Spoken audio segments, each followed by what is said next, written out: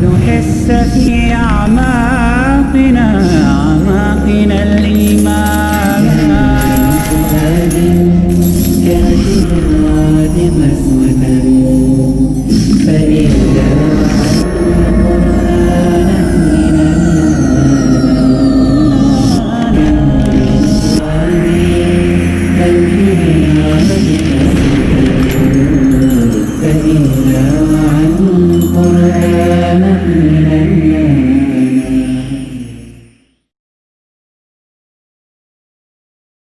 الحمد للہ رب العالمین والصلاة والسلام علی سید الانبیاء والمرسلین اما بعد اعوذ باللہ من الشیطان الرجیم بسم اللہ الرحمن الرحیم سبح اسم ربک الاعلی الذي خلق فسوى والذي قدر فهدى والذي اخرج المرعى فجعله غثاء احوى۔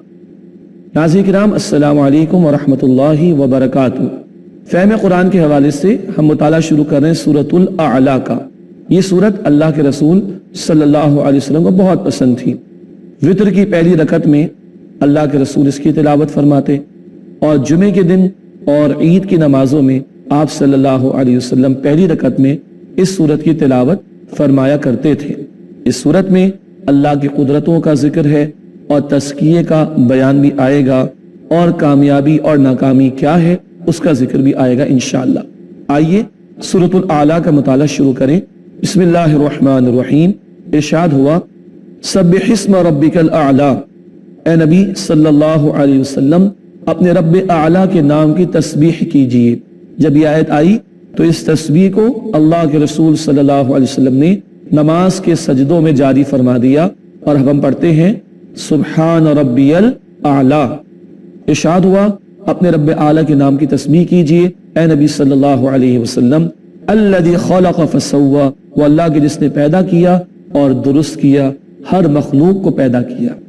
والذی قدر فہدی، وہ اللہ کے جس نے اندازہ مقرر کیا پھر راہ دکھا دی۔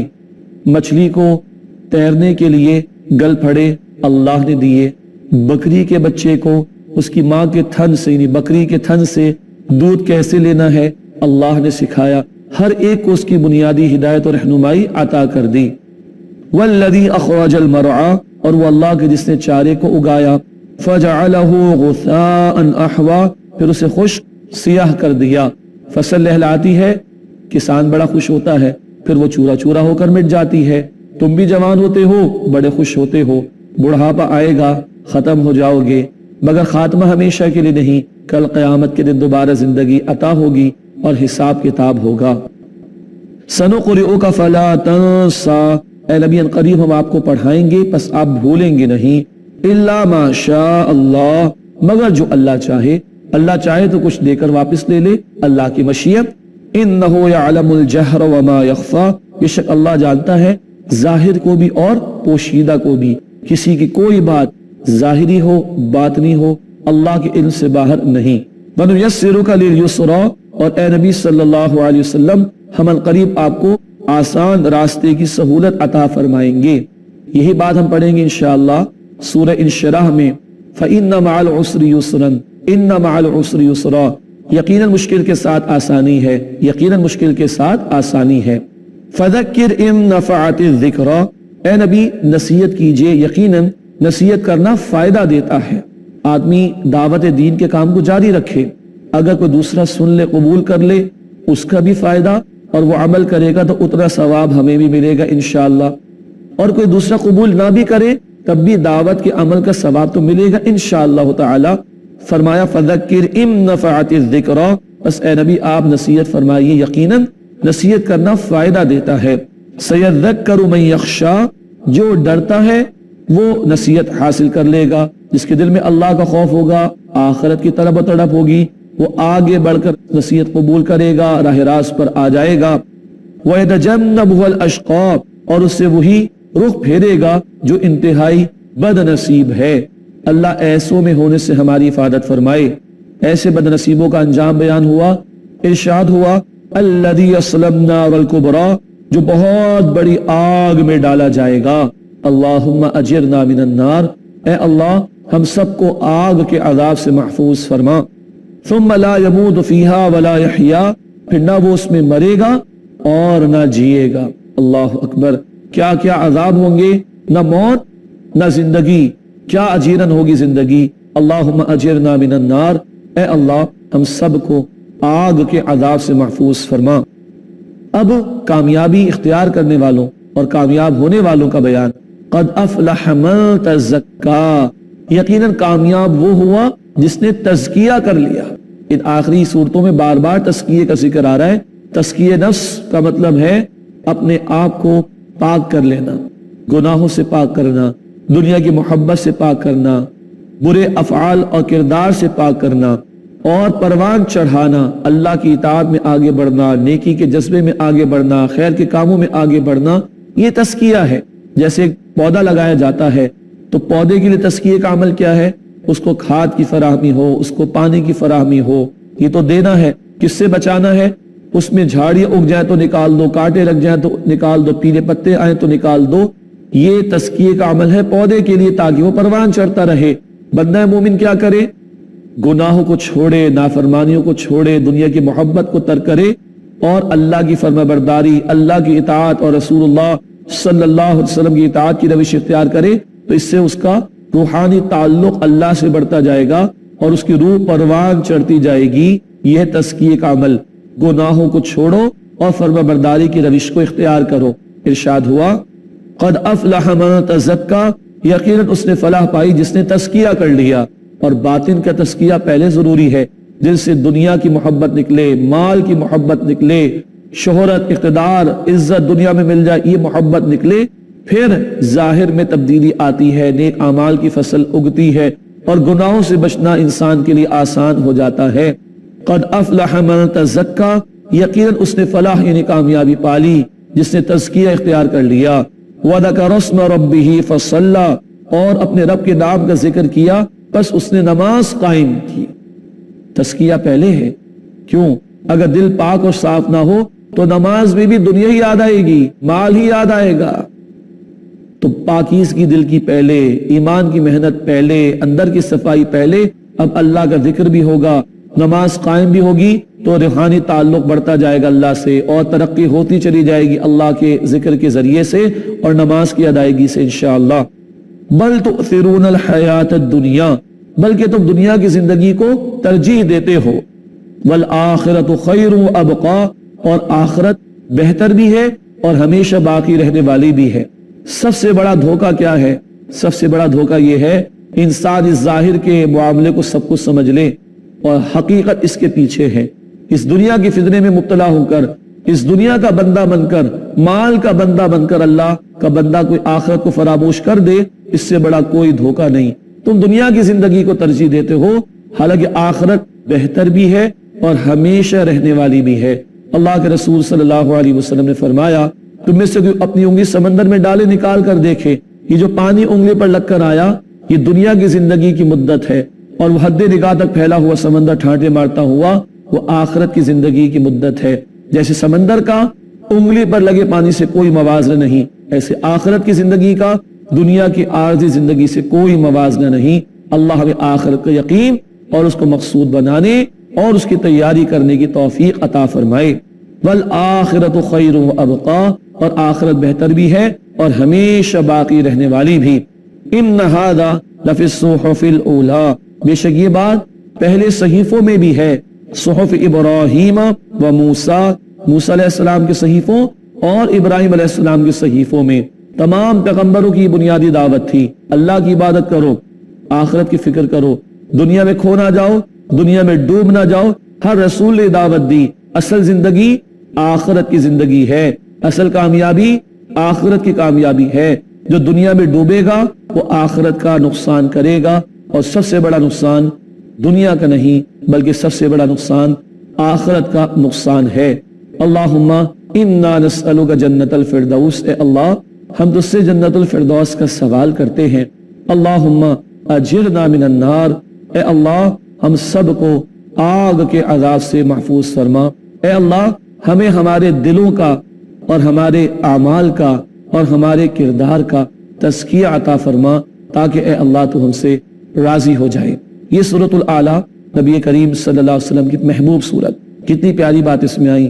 تبھی تو وطر کی نماز میں پہلی رکعت میں اللہ کے رسول صلی اللہ علیہ وسلم اس کی تلاوت فرماتے، اور اہل ایمان کی تذکیر کے لیے جمعے میں اور عیدین کی نمازوں کی پہلی رکعت میں آپ اس کی تلاوت کا اہتمام فرمایا کرتے تھے۔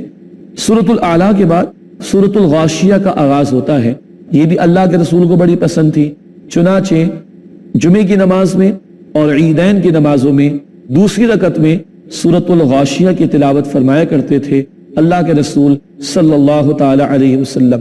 سورۃ الغاشیہ میں اللہ تعالیٰ کی قدرتوں کا بیان بھی اور قیامت کے دن کے نتائج کا ذکر بھی ہے، اور اللہ سبحانہ وتعالیٰ نے ہمیں غور و فکر کی دعوت دی ہے آخرت کی تیاری کے اعتبار سے۔ آئیے سورۃ الغاشیہ کا مطالعہ شروع کریں۔ بسم اللہ الرحمن الرحیم۔ ارشاد ہوا هل اتاک حدیث الغاشیہ، کیا اے نبی صلی اللہ علیہ وسلم آپ کے پاس ڈھانپ لینے والی یعنی قیامت کی خبر آئی؟ وجوہ یومئذ خاشعہ، اس دن بہت سے چہرے ذلیل اور عاجز ہوں گے۔ عاملۃ ناصبہ، عمل کرنے والے، مشقتیں اٹھانے والے ہوں۔ یہ نافرمانوں کا بیان آ رہا ہے، اور کیا ان کا تذکرہ ہے، انشاءاللہ ضرور پڑھیں گے۔ تاہم آپ سے ملاقات ہوتی ہے ایک وقفے کے بعد۔ السلام علیکم ورحمۃ اللہ وبرکاتہ۔ اقرأ كلام الله داوين۔ السلام علیکم ورحمۃ اللہ وبرکاتہ۔ ناظرین کرام، پروگرام میں ایک مرتبہ پھر خوش آمدید۔ ہم سورۃ الغاشیہ کا مطالعہ شروع کر چکے، قیامت کا بیان آیا۔ آئیے مطالعہ آگے بڑھائیں۔ سورۃ الغاشیہ آیت نمبر 4 سے۔ تسلا نارن حامیہ، دہکتی ہوئی آگ میں داخل ہوں گے وہ عمل کرنے والے، مشقت کرنے والے دہکتی ہوئی آگ میں داخل ہوں گے۔ تسقا من عین آنیہ، یہ کھولتے ہوئے چشمے کے پانی سے انہیں پلایا جائے گا۔ ایک تو آگ ہی آگ اور گرمی کی شدت، پیاس لگے تو کھولتا ہوا پانی پینے کو دیا جائے گا۔ استغفر اللہ۔ لیس لہم طعام الا من ضریع، ان کے لیے کوئی کھانا نہیں ہوگا سوائے کانٹے دار گھاس کے۔ استغفر اللہ۔ لا یسمن ولا یغنی من جوع، جو نہ موٹا کرے گی نہ بھوک سے بے نیاز کرے گی۔ یہ ہے انجام جہنم والوں کا، یہ ہے سزائیں اہل جہنم کی۔ اللہم اجرنا من النار، اللہم اجرنا من النار، اے اللہ ہم سب کو آگ کے عذاب سے محفوظ فرما۔ اس کے برعکس اللہ کے پسندیدہ بندوں کا بیان، نیک لوگوں کا بیان۔ ارشاد ہوا وجوہ یومئذ ناعمہ، کتنے چہرے اس دن ہوں گے جو تر و تازہ ہوں گے، نعمتوں کی وجہ سے تازگی ہوگی ان کے چہروں پر۔ لسعیہا راضیہ، اپنی کوشش پر وہ خوش ہوں گے۔ کون سی کوشش؟ آخرت کی تیاری کی، دنیا میں رہتے ہوئے۔ فی جنت عالیہ، بلند باغ میں ہوں گے۔ لا تسمع فیہا لاغیہ، اس میں نہ وہ کوئی بیہودہ بات سنیں گے نہ بیکار بات سنیں گے۔ فیہا عین جاریہ، اس سے ایک بہتا ہوا چشمہ ہوگا۔ فیہا سرور مرفوعہ، اس میں اونچے اونچے تخت ہوں گے، نظارے کرتے ہوں گے جنت کے باغات کے اونچی جگہوں پر بیٹھ کر۔ وَأَكْوَابٌ مَوْضُوعَةٌ، اور آب خورے ہوں گے چنے ہوئے۔ وَنَمَارِقُ مَصْفُوفَةٌ، اور غالیچے ہوں گے برابر برابر بچھے ہوئے۔ وَزَرَابِيُّ مَبْثُوثَةٌ، اور مخملی بستر ہوں گے بکھرے ہوئے۔ سبحان اللہ، مگر یہ بستر، یہ غالیچے، یہ آب خورے یہاں کے نہیں، جنت کے، جس کے متعلق اللہ کا ارشاد ہے حدیث قدسی بخاری میں۔ اللہ کے رسول نے نقل فرمایا صلی اللہ علیہ وسلم، اللہ فرماتے ہیں میں نے اپنے بندوں کے لیے جنت میں وہ کچھ تیار کیا ما لا عین رأت ولا اذن سمعت ولا خطر علی قلب بشر، نہ کسی آنکھ نے کبھی دیکھا، نہ کسی کان نے کبھی سنا، نہ کسی کے دل میں اس کا خیال آیا ہوگا۔ یہ اشارے ہیں، حقیقت تو اللہ کے علم میں ہے۔ اللہم انا نسألک جنت الفردوس، اے اللہ ہم تجھ سے جنت الفردوس کا سوال کرتے ہیں۔ اب اللہ کی قدرتوں کا بیان، جن میں غور و فکر کی بار بار قرآن دعوت دے کر اللہ کی معرفت حاصل کرنے اور اللہ کی بندگی کرنے کا مطالبہ کرتا ہے۔ ارشاد ہوا افلا ينظرون الى الابل كيف خلقت، کیا وہ دیکھتے نہیں اونٹ کی طرف کیسے اسے پیدا کیا گیا؟ والى السماء كيف رفعت، کیا یہ دیکھتے نہیں آسمان کی طرف کیسے اسے بلند کیا گیا؟ وَإِلَى الْجِبَالِ كَيْفَ نُصِبَتْ، کیا یہ دیکھتے نہیں پہاڑوں کی طرف کیسے انہیں نصب کیا گیا؟ وَإِلَى الْأَرْضِ كَيْفَ سُطِحَتْ، کہ یہ دیکھتے نہیں زمین کی طرف کیسے اسے بچھا دیا گیا۔ اللہ اکبر۔ 1400 برس پہلے ایک بدو صحرا میں کھڑا ہو، اگر اونٹ پر بیٹھا ہے تو اونٹ پہلی نشانی، اس کے پیروں کے نیچے زمین دوسری نشانی، اس کے سامنے پہاڑ تیسری نشانی، اس کے سر پر آسمان کی چھت چوتھی نشانی۔ اونٹ کو دیہات والے صحرا والے زیادہ بہتر سمجھتے ہیں کتنے فائدے اس میں ہیں۔ پہاڑ اللہ نے جما دیے، آسمان کی چھت اللہ نے بلند کی، زمین اللہ نے بچھا دی، بے شمار نعمتیں رکھ دی۔ ایک بدو کے لیے تو اتنا ہی کافی تھا، اور آج کے دور کا سائنٹیفک مائنڈ رکھنے والے انسان ہوگا تو اونٹ کے اندر میریکلز دریافت کر لے گا، پہاڑوں کے اندر جیولوجی کے اندر پوری تحقیق کر لے گا، آسمان کی وسعتوں میں جا کر ایکسپینڈنگ یونیورس کے کانسیپٹ کو سمجھ لے گا، اور زمین کی نعمتوں کے متعلق ریسرچ کو بڑھاتے بڑھاتے دنگ رہ جائے گا کہ کس قدر بے شمار مخلوقات اور نعمتیں اللہ نے پھیلائیں۔ یہ سب کچھ کس لیے؟ اللہ کی کائنات میں غور و فکر کرو اور اللہ کو پہچانو اور اس کی بندگی کی روش اختیار کرو، نہ شکر نہ بنو۔ فذکر، بس اے نبی تذکیر کیجئے، یاد دہانی کرائیے، انما انت مذکر، بے شک آپ تو نصیحت کرنے والے ہیں، لست علیہم بمسیطر، آپ ان پر داروغہ نہیں، آپ ان پر ذمہ دار نہیں کہ جبرن ان سے منوا لیں، جو چاہے قبول کرے جو چاہے انکار کرے۔ اب انکار کرنے والوں کا بیان آ رہا ہے، الا من تولا وکفر، سوائے اس کے کہ جس نے منہ پھیرا اور کفر کی روش اختیار کی، فیعذبہ اللہ العذاب الاکبر، اللہ اسے بڑا عذاب دے گا۔ ان الینا ایابہم، بے شک انہیں ہماری طرف ہی لوٹ کر آنا ہے، ہمیشہ دنیا میں نہیں رہو گے۔ وَإِنَّا إِلَيْهِ رَاجِعُونَ، پڑھتے ہیں نا ہر ایک انتقال پر ہمیں لوٹ کر جانا ہے اللہ کی طرف۔ ارشاد ہوا ان الینا ایابہم، بے شک انہیں ہماری طرف لوٹنا ہے۔ ثم ان علینا حسابہم، پھر ہمارے ذمے ہے کہ ہم ان کا حساب لیں گے۔ اللہم حاسبنا حسابا یسیرا، اے اللہ ہم سب کے حساب کو آسان فرما۔ سورۃ الغاشیہ کے بعد سورۃ الفجر کا آغاز ہوتا ہے۔ اللہ تعالیٰ نے اس کی ابتدا میں بڑے مبارک اوقات کی قسمیں کھائیں، پھر نافرمانوں کا انجام بیان ہوا، پھر مقصد حیات آزمائش ہے اس کو بیان کیا گیا، اور قیامت کے احوال کا ذکر ہوا ہے۔ آئیے سورۃ الفجر کا مطالعہ شروع کریں۔ بسم اللہ الرحمن الرحیم۔ ارشاد ہوا والفجر، قسم ہے فجر کی، ولیال عشر، اور 10 راتوں کی۔ ایک رائے ہے ذی الحجہ کی 10 راتیں جو بڑی قیمتی ہوتی ہیں، ابتدائی 10 راتیں ذی الحجہ کی، والشفع والوتر، اور جفت اور طاق کی۔ ایک رائے ہے رمضان کے عشرے کی آخری راتیں، طاق اور جفت، آڈ اینڈ ایون۔ واللیل اذا یسر، اور رات کی قسم جب وہ جانے لگے۔ یہ بڑے مبارک اوقات، فجر کا وقت ہوتا ہے، احادیث میں آتا ہے رات کے فرشتے جاتے ہیں اور دن کے فرشتے آتے ہیں۔ ذی الحجہ کے 10 ایام کی بڑی فضیلت ہے، ان میں کیا گیا عمل سال بھر کے اعمال سے زیادہ اللہ کو پسند ہے، بخاری شریف میں ذکر آتا ہے۔ رمضان کے آخری عشرے کی بڑی قدر و قیمت، اسی میں قدر کی رات بھی ہے، اور رمضان کے آخری عشرے میں پوری رات اللہ کے رسول قیام فرمایا کرتے تھے۔ اس کی طاق اور جفت راتوں کی قسم کھائی، اور رات کے جانے کے وقت کی قسم، صبح صادق سے پہلے کا وقت بڑا برکت والا ہوتا ہے۔ اللہ تعالیٰ آسمان دنیا پر ہوتا ہے مسلم شریف کی روایت کے مطابق، اور اللہ پکارتا ہے کہ مجھ سے مانگنے والا کہ میں اس کو عطا کر دوں۔ ان مبارک اوقات کی قسمیں اللہ نے کھائیں۔ ارشاد ہوا حل فی ذالک قسم لذی حجر، یقیناً اس میں ہر عقل مند کے نزدیک قسمیں بڑی معتبر ہیں، یہ بہت بڑی قسمیں ہیں، بڑے مبارک اوقات کی قسمیں ہیں۔ ہاں، جن لوگوں نے مبارک اوقات سے فائدہ نہ اٹھایا ہو، جن لوگوں نے مبارک تعلیمات سے فائدہ نہ اٹھایا ہو، جن لوگوں نے اللہ کی طرف سے آئی ہوئی برکت والی کتاب اور برکت والے پیغمبروں کی باتوں کو رد کیا ہو، وہ پھر اللہ کے عذاب کا شکار ہوتے ہیں، ان کو ثواب نہیں مل سکتا۔ ایسے ہی انجام پانے والوں کہ جو اللہ کے عذاب کا شکار ہوئے، اب ان کا ذکر آ رہا ہے، پچھلے نافرمانوں کا بیان ہے۔ ارشاد ہوا الم تر کیف فعل ربک بعاد، کیا آپ نے نہیں دیکھا کہ آپ کے رب نے عاد کے ساتھ کیا کیا؟ ارم ذات العماد، ارم کے ساتھ جو ستونوں والے تھے، شاید یہ ان کے بڑے خاندان کا نام تھا ارم، ستونوں والے، ان کی شان و شوکت کی طرف اشارہ ہو رہا ہے۔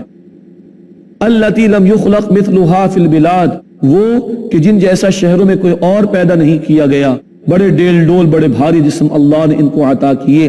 وَثَمُودَ الَّذِينَ جَابُوا الصَّخْرَ بِالْوَادِ، اور کیا کیا اللہ نے سمود کے ساتھ جنہوں نے وادی میں سخت پتھر تراشے.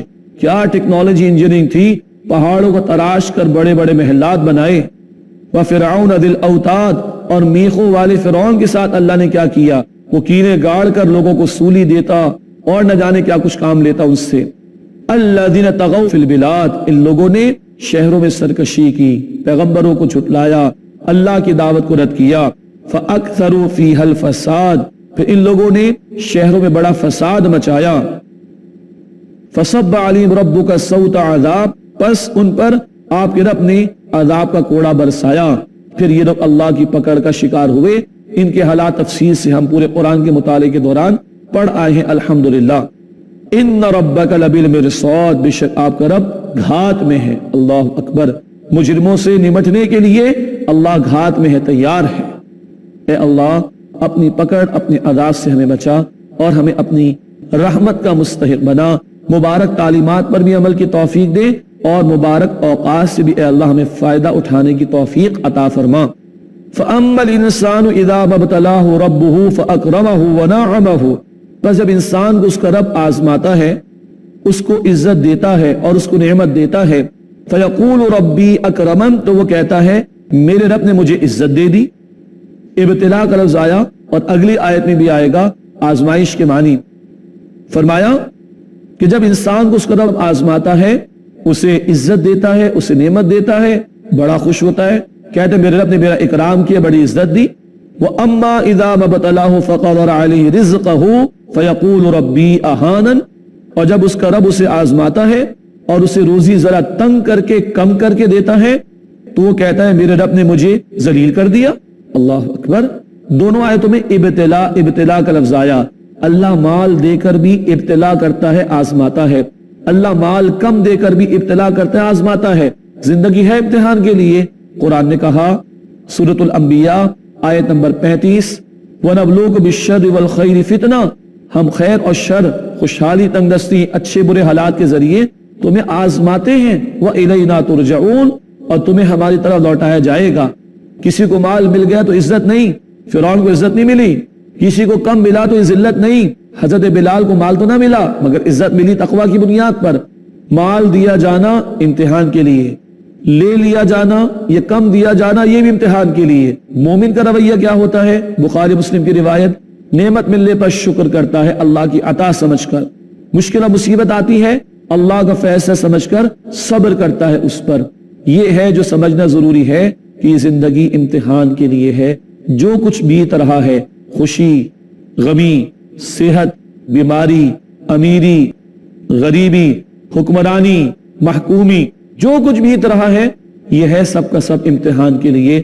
سورۃ الملک آیت نمبر 2، الذی خلق الموت والحیات لیبلوکم ایکم احسن عملا، اللہ نے موت اور حیات کا سلسلہ اس لیے قائم فرمایا کہ اللہ تمہیں آزمائے کہ تم میں سے عمل کے اعتبار سے بہترین کون ہے. تو یہ نہ عزت کا معاملہ نہ ذلت کا معاملہ، ملے تو بھی امتحان. اللہ شکر کا امتحان لے رہا ہوتا ہے، کم ملے یا لے لے اللہ تب بھی امتحان، یہ صبر کا امتحان ہوتا ہے.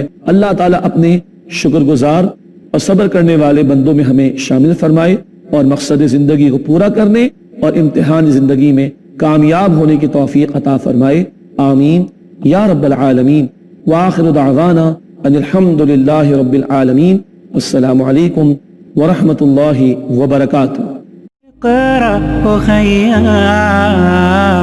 ورتل القرآن اصبح بصوتك اسمع الأكوان. اقرأ كلام الله داوي نفوسنا لنحس في أعماقنا